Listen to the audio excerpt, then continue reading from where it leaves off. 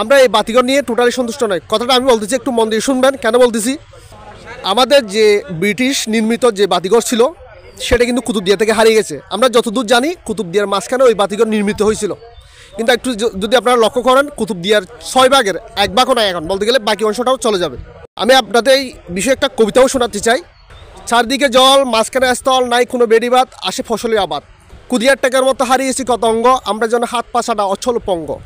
বাতিঘর হারিয়ে হয়েছে অন্ধ, আর কত শোনাবো সাহিত্যের ছন্দ।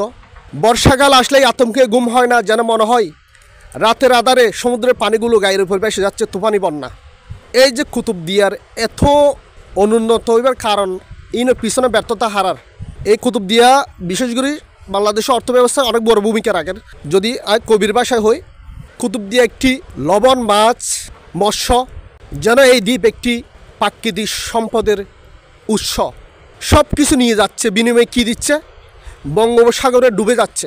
যারা বিগত নেতা, যারা আইব দায়িত্বশীল, ইতারা যদি ওনারা যদি লন জবাব, যদি প্রতিবাদ করেন, পরিবর্তন হইব স্বভাব।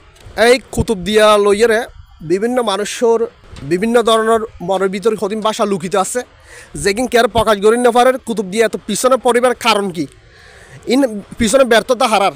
এই যে ইলেকশন আলিয়ে মানুষে যারা নেতা কর্মী আছে তারা কিন্তু লক্ষ লক্ষ টাকা খরচ করে, পরিশেষে লাভ হারার। কুতুবদিয়ার তুন সরকারে এই যে কর হ, ট্যাক্স হ, মাছের টিয়া হ, গ্যাসের টিয়া হ, যে পরিমাণ টিয়া এত আইগরের ইলনিল্লা 100% যদি কুতুবদিয়ালে ব্যয় করে, এই কুতুবদিয়া কিন্তু অনেক সুন্দর বেরিবাদ নির্মিত হয়। জিয়ান কুতুবদিয়ার জনসাধারণের অভিমত, কিন্তু আর দুর্বলতা হয়, আর জিনিস আদায় করি না পারেন। আর তো আজিয়া নাই হরে ফেরি, নাই হরে ব্রিজ, নাই হরে বেরিবাদ হইতে গেলে আর খুবই দুর্বল, মানে সরলতার দুর্বলতা। নয়তো কুতুবদিয়া কেন একবারে আলাদা।